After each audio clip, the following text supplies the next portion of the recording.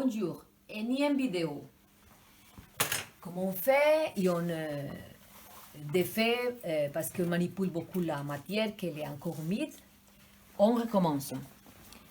On va pas oublier que les oreilles, on les a fait à peu près parce qu'on va faire des cheveux. Si on les laisse chauves, ou si on fait un homme avec les cheveux courts, on dessine très très bien les oreilles, mais c'est un exercice très difficile, pas l'oreille en soi-même, c'est le placement de l'oreille.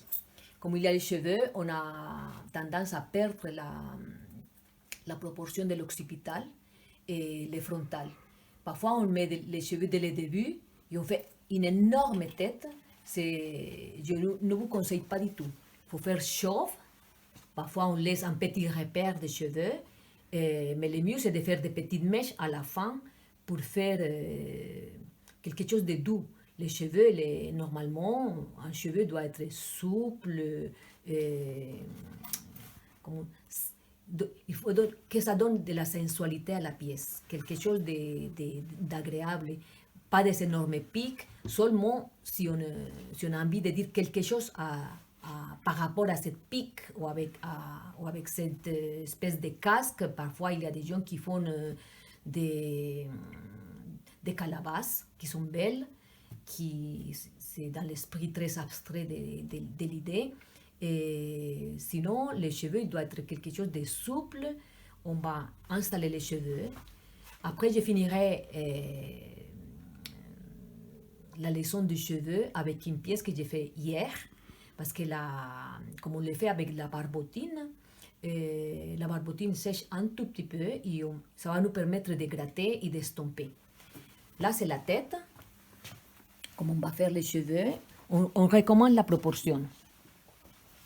J'ai estompé un tout petit peu avec les pinceaux, tous les muscles, les arcades.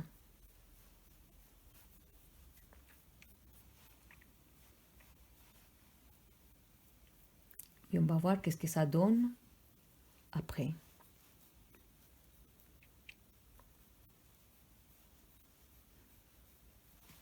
Faut pas oublier cette arcade sourcilière, l'arcade des zygomates qui vient comme ça. Il traverse les lèvres, il part de l'autre côté.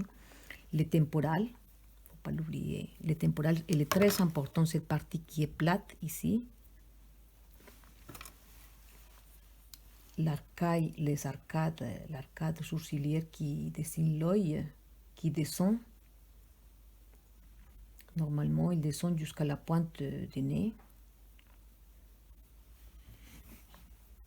Comme on a mis un tout petit peu de muscle, il s'est estompé, mais normalement, il descend. Temporal, la ligne de l'oreille. Après cette ligne, c'est l'oreille. L'arcade sourcilière, là où commence l'hélice. La pointe du nez, là où commence le lobe. Cet angle qui fait les maxillaires inférieurs. En rondeur, pareil, l'oreille. On voit bien qu'il a descendu un tout petit peu, mais bon, on va la dessiner à peu près. La pointe du nez, les lobes, les maxillaires inférieurs, ces lignes, voyez, c'est pour ça qu'on doit corriger en permanence les maxillaires inférieurs, les rondeurs. On va installer la pièce après. Je ne sais pas si je vous ai montré. Il fallait faire.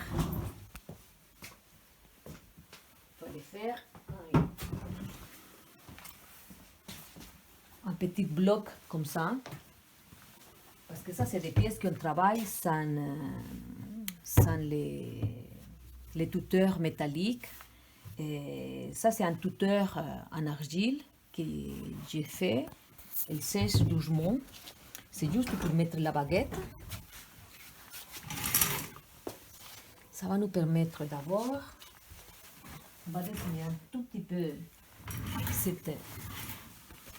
l'esternocleidomastoïdien qui vient jusqu'à la clavicule. Comme je travaille très longue, je vais essayer de faire dans la proportion. On ne va pas faire la pomme d'Adam parce que ce muscle, quand on le dessine dès le début, on se trompe.